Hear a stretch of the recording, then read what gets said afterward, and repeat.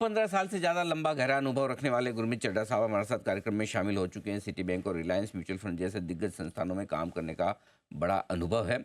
और आइए उनसे करते हैं मुलाकात। दुनिया भर के बाजारों पर और हमारे बाजारों पर गहरी पकड़ रखते हैं। माइक्रो और मैक्रो दोनों ही फैक्टर्स पर बहुत ही गजब की आपकी एनालिसिस है। चड्ढा साहब, बहुत बहुत स्वागत है आपका। धन्यवाद हमें समय देने के लिए। Good morning sir. सबसे पहले शुरुआत अमेरिका से ही करते हैं सर। आज फेड चेयरमैन 2 दिनों की बैठक शुरू कर रहे हैं। बताएं सर, क्या उम्मीदें रखी जाए और अमेरिकी बाजारों के लिहाज से आपका क्या व्यू बन रहा है? Good morning Anil ji. धन्यवाद मुझे बुलाने के लिए। हमेशा अच्छा लगता है बात करके आपसे।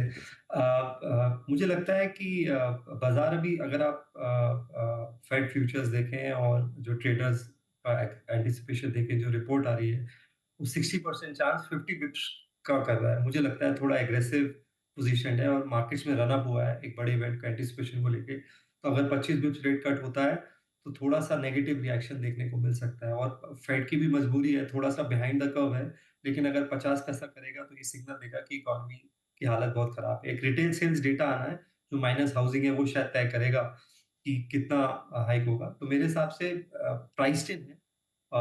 अगर 50 बिप्स आता है तो मुझे लगता है मार्केट थोड़ा-सा नेगेटिवली रिएक्ट कर सकता है कि इकोनॉमी यूएस की जो है काफ़ी स्लो डाउन कर रही है, नंबर 1।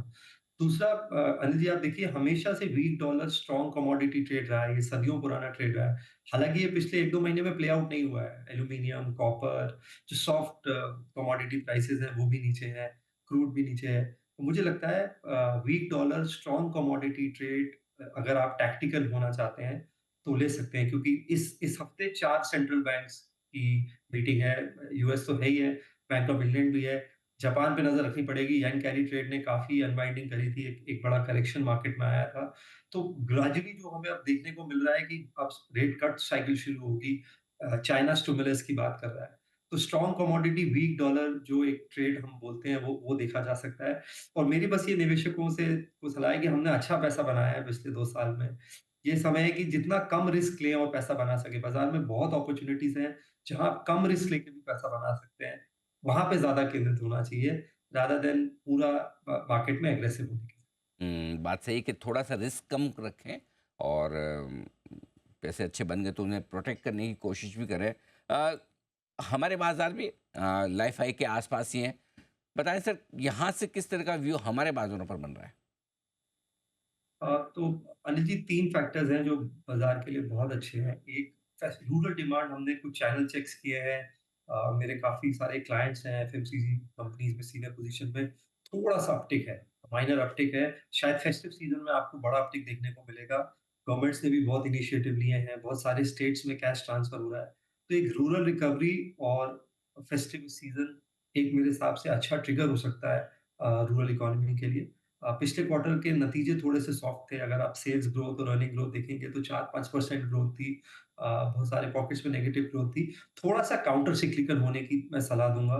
मुझे आप देखिए, जैसे भी बजाज हाउसिंग का आईपीओ आया है, एक दिन में मिड कैप से स्टॉक लार्ज कैप बन गया है। तो मुझे लगता है फाइनेंशियल्स फोकस में आ सकते हैं। बहुत सारी एनबीएफसीज़ जो कि बिल्कुल आउट ऑफ फेवर हैं, मुझे लगता है अच्छा कमबैक कर सकती हैं। एचडीबी का भी आईपीओ मार्च में ड्यू है। थोड़ा-सा हो सकता है एचडीएफसी बैंक में उसका असर पड़े। एक कुछ एनबीएफसीज़ हैं जो अभी बिलो बुक वैल्यू मिल रही है। एक छोटी-सी एनबीएफसी है जैसे यूग्रो कैपिटल, उन्होंने अभी 1200 करोड़ का फंड रेज़ किया था। तब भी मार्केट जो कैप था वो 2200-2400 करोड़ था। इस फंड रेज़ के बाद भी उतना ही है। और ये एमएसएमई लेंडिंग करते हैं। इनका एक प्रोप्राइटरी मॉडल है मशीन लर्निंग। एक तरीके से अगर मैं सिंपल लैंग्वेज में बोलूँ, जो सिविल इंडिविजुअल के लिए करता है, इन्होंने वो एमएसएमई के लिए बनाया है। बहुत रीज़नेबली वैल्यूड है, बुक वैल्यू पे है। बहुत सारी और एनबीएफसीज़ आपको रीज़नेबली वैल्यूड दिखेंगी। करेक्शन है 15-20% का पीक से। कुछ बैंक्स बुक वैल्यू पे है। आरबीएल बैंक 0.8 बुक वैल्यू पे है, फेडरल बैंक 1.1 बुक वैल्यू पे है। तो जैसे आईटी पे कोई ध्यान नहीं दे रहा था 6 महीने से पहले और आईटी ने कमबैक किया, मुझे लगता है फाइनेंशियल्स एक फोकस में रहेंगे। दूसरा, जो हमारा डिजिटल इंफ्रास्ट्रक्चर इंडिया बिल्ड कर रहा है, आप देखिए हमने 3 दिन के अंदर सबसे बड़ा अलॉटमेंट भी कर दिया। साढ़े 3-4 लाख करोड़ की बिड आई। 2 दिन में सॉर्ट आउट भी हो गया और अलॉटमेंट भी हो गया। अब हम बोनस शेयर्स की भी आपने भी चर्चा की थी 2 दिन। तो एक जो डिजिटल इंफ्रास्ट्रक्चर है, ये मुझे लगता है 5-10 साल की थीम है। इसमें बहुत सारी चीज़ें आती हैं, टेलीकॉम आएगा, फाइनेंशियल डिजिटल इंफ्रास्ट्रक्चर आएगा, और यहाँ पे मुझे लगता है अभी भी इस लेवल से भी 5-10 बैगर्स आपको देखने को मिल सकते हैं। ओके, तो ये है आपके लिए। पूरा का पूरा भारतीय बाज़ारों का एक्शन। अ, आपने आईपीओ की बात की, उसी पर एक राय भी लेना चाहता हूँ। बहुत स्ट्रॉन्ग ओपिनियन दोनों तरह की है। बजाज हाउसिंग को लेकर कुछ लोगों को लगता है कि लॉन्ग टर्म के लिए बहुत ही बढ़िया स्टॉक है, और कुछ लोगों को लगता है कि दुगने से ज़्यादा होने के बाद क्या अब भी खरीदना बनता है। 2 राय है, एक तो क्या जिन लोगों को अलॉटमेंट मिला है, उन्हें क्या करना चाहिए, और जो लोग लेना चाहते थे और चाहते हैं, उन्हें क्या करना है? अनिल जी, अब इस भाव पे तो मेरे ख्याल 6.5-7 की बुक वैल्यू पे है और हुँ, हमने देखा अगर आप अच्छे बिज़नेस को बहुत हाई प्राइस में लेंगे, तो नियर टर्म में पैसा नहीं बनता है। बजाज हाउसिंग फाइनेंस बहुत अच्छा बिज़नेस है और प्राइम लेंडिंग एरियाज़ में ज़्यादा है। अफोर्डेबल हाउसिंग इतना कम करता है, एवरेज टिकट साइज़ ज़्यादा है। बजाज के क्रेडिट मैट्रिक्स, एनालिटिक्स, सेल्सफोर्स का बजाज फाइनेंस और बजाज हाउसिंग सबसे बड़ा क्लाइंट रहा है कितने साल, ये दिखाता है उनका फ़ोकस कितना है टेक्नोलॉजी पे और डेटा एनालिटिक्स पे। बट बहुत सारी हाउसिंग फाइनेंस कंपनीज़ हैं, जहाँ पे री-रेटिंग हुई है बजाज हाउसिंग फाइनेंस को लेके। जैसे पीएनबी हाउसिंग में आप देखिए, बहुत अच्छा मूवमेंट आया। अभी भी 1.5 की बुक पे आस-पास है। उनका जो डेवलपर लोन पोर्टफोलियो है, सिर्फ 2% रह गया है। 11-1200 जाने के बाद थोड़ा करेक्शन आया है।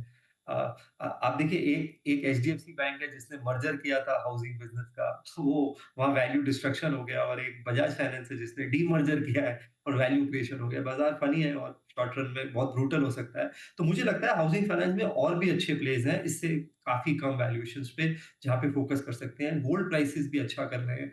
गोल्ड बेस्ड एनबीएफसीज़ पे भी आप फ़ोकस कर सकते हैं। और गोल्ड प्राइसेज़ पे आउटलुक भी अच्छा है, $2500-2600 के आस-पास पहुँच गया है। तो मेरा मेरा फ़ोकस थोड़ा बाकी जगह ज़्यादा होगा, अच्छी एनबीएफसीज़ पे, बाकी हाउसिंग फाइनेंस कंपनीज़ पे, गोल्ड बेस्ड एनबीएफसीज़ पे। बजाज हाउसिंग इस प्राइस में काफ़ी महँगा है।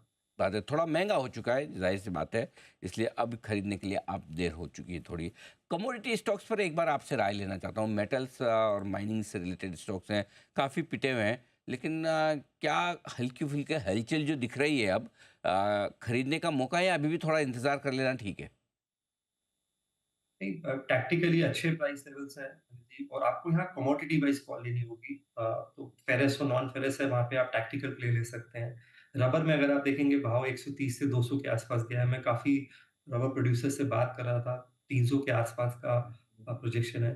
तो जहाँ पे भी बैकवर्ड इंटीग्रेशन है रबर का, वो बहुत अच्छा प्ले हो सकता है। क्रूड डेरिवेटिव रिलेटेड जो प्लेज़ हैं, क्योंकि क्रूड प्राइस नीचे आया है, तो सॉल्वेंट प्राइसेज़ भी नीचे हैं।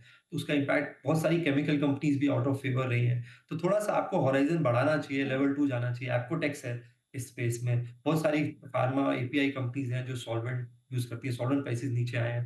केमिकल स्टॉक्स सिक्लिकल लो पे हैं, बहुत-बहुत समय से, और अगर कोई भी स्टिमुलस आता है, तो सॉफ्ट कमोडिटीज़, केमिकल्स, मेटल्स सबके लिए अच्छा होगा। हमने एक स्पेशल सिचुएशन भी किया है, कंपनी हमारे पोर्टफोलियो में है, बुकन स्टील करके। यहाँ पे बजाज ग्रुप का ओनरशिप बढ़ा है। अब 74% जो है बजाज ग्रुप ओन करता है। पहले जॉइंट वेंचर था उनका शाह फैमिली के साथ, और बहुत बड़ा टर्न अराउंड हुआ है। 11-1200 करोड़ उन्होंने इक्विटी इन्फ्यूजन किया है, लोन्स रीफाइनेंस किए हैं, डिलेवरेजिंग हो रही है। आगे भी उनके पास लैंड बैंक्स हैं जहाँ डिमोनेटाइजेशन हो सकता है, और बहुत 2 ढाई हज़ार करोड़ के मार्केट कैप पे अवेलेबल है स्टील कंपनी, स्पेशलिटी स्टील का और एलॉय स्टील का काम करते हैं। तो यहाँ पे मुझे लगता है अपॉर्च्युनिटी है, और स्टिमुलस के साथ और फ़र्क पड़ेगा इस स्पेस में। परफेक्ट। इस वक़्त मार्केट में इन्वेस्ट करना हो, तो कहाँ पर आपको मौके नज़र आते हैं सर, कहाँ इन्वेस्ट करना चाहिए? हाँ, अनिल जी, इंडियन मार्केट्स की बात कर रहे हैं? जी, जी, जी, इंडिया सॉरी, में। मैं मिस कर गया। हाँ, हाँ जी।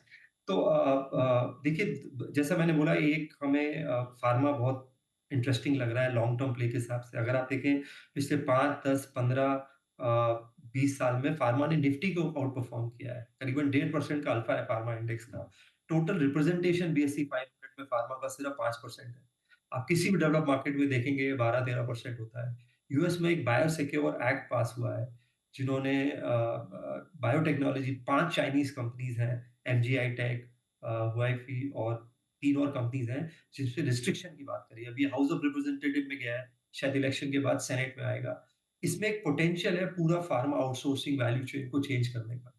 मेरा ये मानना है कि जो सीडीएमओ इंडस्ट्री है, जो कॉन्ट्रैक्ट मैन्युफैक्चरिंग इंडस्ट्री है फार्मा की, ये वैसे भी 18% से ग्रो कर रही है, और अगर ये बायोसेक्टर एक्ट पास होता है, तो इसको ट्रिगर मिल सकता है, और इंडिया का शेयर सीडीएमओ में सिर्फ 2.5% है। तो ये बहुत बड़ा, ये वो इंडिया आईटी आउटसोर्सिंग मूवमेंट है जो 90s में इंडियन आईटी कंपनीज का था। अगर ये एक्ट बनता है, और तो यहाँ पे बहुत अपॉर्च्युनिटीज़ हैं सीडीएमओ स्पेस में।